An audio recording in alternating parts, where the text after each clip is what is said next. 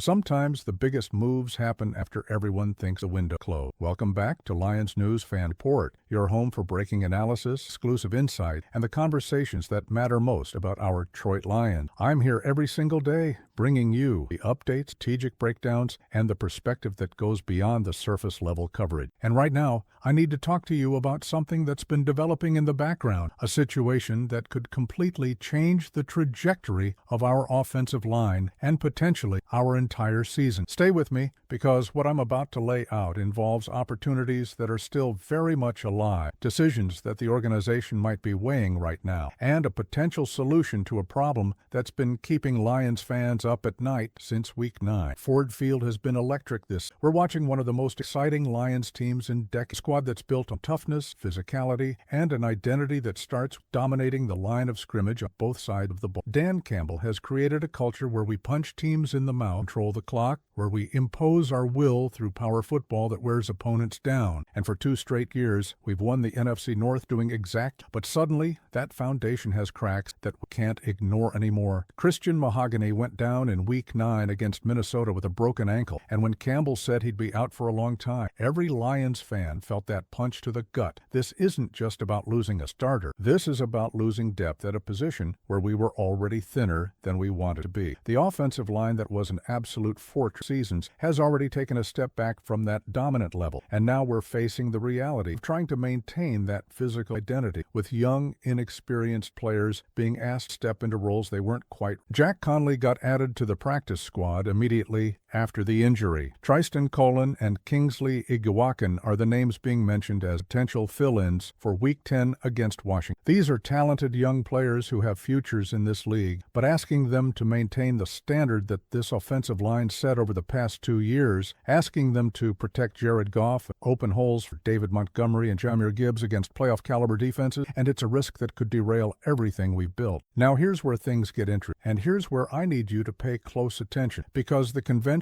narrative about the trade deadline being over doesn't tell the whole story. The Cleveland Browns are in full teardown mode. They're sitting at 2-7. They fired their offensive coordinator. Their season is effectively over, and they have 2 multiple-time Pro Bowl guards on a roster in Joel Bitonio and Wyatt Teller. 2 elite talents who are stuck on a sinking ship. 2 players who could be available if the right opportunity presents itself. 2 names that could solve our offensive line problem in ways that rookie call-ups simply cannot. Bitonio is 33 years old, but he's been one of the most consistent guards in football for a decade. 4-time Pro Bowler, 3-time second-team All-Pro, a technician in pass protection, and a mauler in the run game. Wyatt Teller is 29, a 2-time Pro Bowler himself, arguably one of the best run-blocking guards in the entire NFL. These aren't projects. These aren't maybe. These are proven elite players who know how to win, who've played in big games, who could step into our system tomorrow and elevate everyone around them. The trade deadline passed, and the Lions didn't make a move. That's the story everyone's talking. How we stood pat while other contenders loaded up. How we didn't address the edge rusher need opposite Aiden Hutchinson. How we seemingly went against Campbell's aggressive nature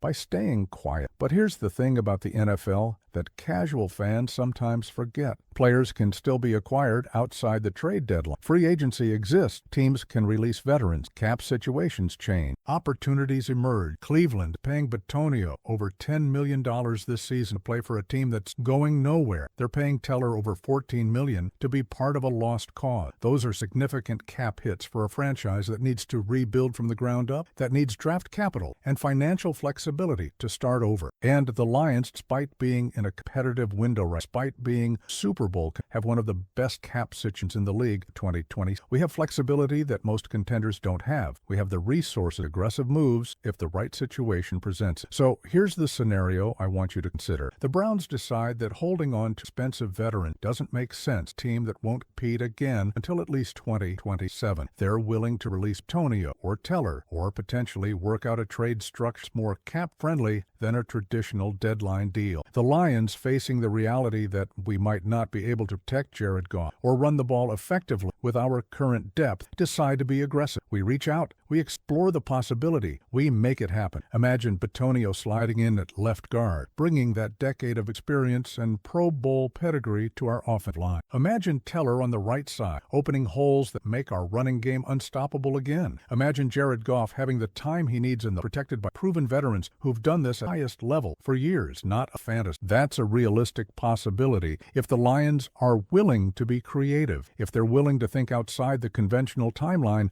if they're willing to make a move that other teams aren't considering because they think the window closed at the deadline. And here's why this makes so much sense from a strategic standpoint. We're 8-2 right now. We're leading the NFC North. We have a legitimate shot at the #1 seed and home field advantage throughout the playoffs, but we've also seen what happens when the offensive line isn't dumb. We've seen Goff under pressure more than we've seen the running game struggle to find consistency in certain games. Adding Bitonio or Teller or both doesn't just maintain our current level. It elevates us back to that standard we set the past 2 seasons, where the offensive line was the strength of this entire team. The financial aspect works too. Bitonio's contract could potentially be restructured in a way that makes the cap hit manageable. Teller's deal, while significant, isn't outrageous for a player of his caliber. And when you're talking about Super Bowl windows, when you're talking about maximizing the years you have with a core that's ready to compete right now, you don't worry about spending a few extra million. You worry about winning champions. You worry about putting the Dan Campbell-ality aggressive. He goes for it on 4th down more than any coach in football. He makes decisions that other coaches won't make because he trusts his team and he's not afraid to be bold. The inaction at the trade deadline felt wrong because it didn't align with who Campbell is. But maybe that wasn't the end of maybe the Lions are waiting. Maybe they're working on something that hasn't been reported yet. Maybe they understand that you don't have to make moves just because everyone else is making it. Sometimes the best acquisitions happen when no one's paying attention. I've been covering this team long enough to know that Brad Holmes and Dan Campbell don't make impulsive decisions. They're calculated. They wait for value. Right now, with the Browns in full fire sale mode, 2 elite guards potentially available, with our offensive line depth exposed by injury, the value, the opportunity might be the fit is absent. Let's talk about what this would mean for Jared Goff specifically, because protecting your franchise quarterback is priority #1. Goff has been phenomenal this season, playing at an MVP level, making throws that remind everyone why the Rams traded up to draft #1 over. But we've also seen him struggle when the pocket collapses, when he doesn't have clean throwing, when the protection breaks down. Adding veteran guards who've protected quarterbacks at the highest level for years gives Goff the foundation he needs to continue playing at this elite level, not just for the rest of this season, but moving forward as we build around him. And for the running game, which is the identity of this offense, having Bitonio and Teller opening holes would be transformation. Montgomery and Gibbs are talented, but they need the offensive line space to move defenders off the line, to establish that physical dominance that makes our offense so difficult to defend. With young, inexperienced players filling in more on their own. Pro Bowl guards, we get back to that downhill, physical running game.